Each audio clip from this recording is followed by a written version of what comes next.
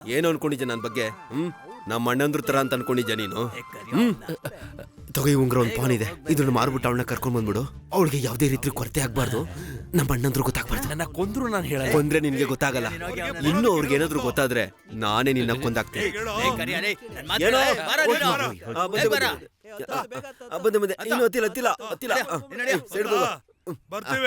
ಹೋಗ್ತಾ ಇರೋ, ಹೋಗು. ಕೈ ಕಾಲು ಮೀಸೆ ಕಾಣ್ತಾ ಇರೋ ತರ ಹೋಗ್ತಾ ಇರೋ. ಹುಲಿ ತರ ಬಂದವ್ರು ಇಲಿ ತರ ಹೋದ್ರು ನೋಡ್ದ. ಒಂದೇ ಒಂದು ಮಾತಿಗೆ 1 ಪೌನ್ ಕೊಟ್ಟಿದ್ದಾನೆ. ಇದು ಮಾರಿದ್ರೆ 25,000 ಸಿಗುತ್ತೆ ಗೊತ್ತಾ? 25,000ನಾ?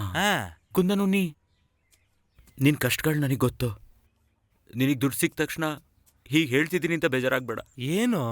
ಅಜ್ಜಿಗೆ ಹುಷಾರಿಲ್ಲ, ಕಣ್ಣಲ್ಲಿ ರೋಗ ಇದ್ದು ಕಮಾಂಡೋ ಆಪರೇಷನ್ ಆಗ್ಬೇಕು ಅಂತ ಮೇಜರ್ ರವಿ ಹೇಳಿದ್ದಾರೆ. ಅದಕ್ಕೋಸ್ಕರ ಈ ಉಂಗುರ ನೀನು ಕೊಡ್ಬೇಕು.